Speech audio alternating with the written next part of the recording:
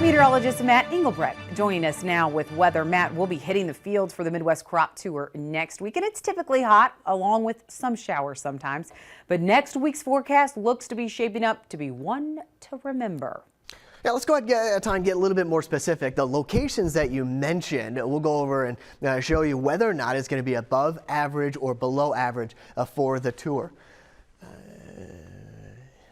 Doesn't matter where you go. It's looking like you're going to be above average, and that's going to be a good 5 to 10 degrees above average for those locations. The one pocket that we're seeing the possibility for some below normal temperatures, that all has to do with that tropical system. Yeah, Hillary moving up towards the north and riding the ridge of this temperature outlook. Now, the drought monitor, there is a bit of a drought in SoCal, Southern California, so that should help, but they are looking at a good amount of rainfall if the track holds with that tropical system.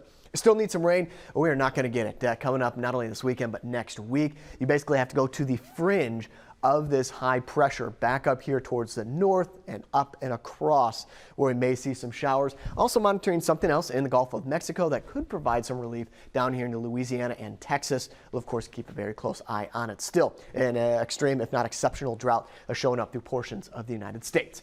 So we've been looking at this last couple of days. Last week we were talking about this ridge of high pressure developing across the United States. And as we've talked about before, all the energy, including that tropical system, it can't go through the ridge, so it's actually steering, this ridge is steering this tropical system back up here to the north.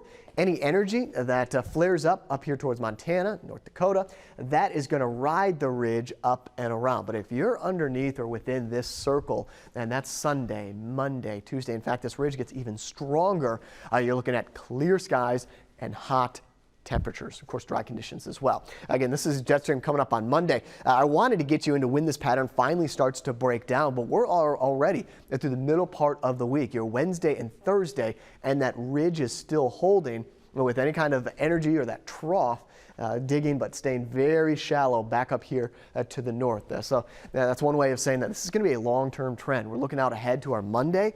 Well, Monday through Friday, they expect above average temperatures starting to cool down from the northeast down here to the southwest by Friday and Saturday. Even then, we're still expecting temperatures to be rather warm. Here's the precipitation outlook. It follows exactly what we were just talking about, where underneath that heat dome, in between August 22nd and August 26th, we're going to be below normal with the rain chances. And then back over here onto the west coast with that tropical system combined with some other elements, looking at possibility of wetter than normal conditions. Thanks, Matt. Well, that hot and dry forecast for next week, it fueled soybeans this week. But what's pressuring corn? Peter Meyer and Jared Creed join us next.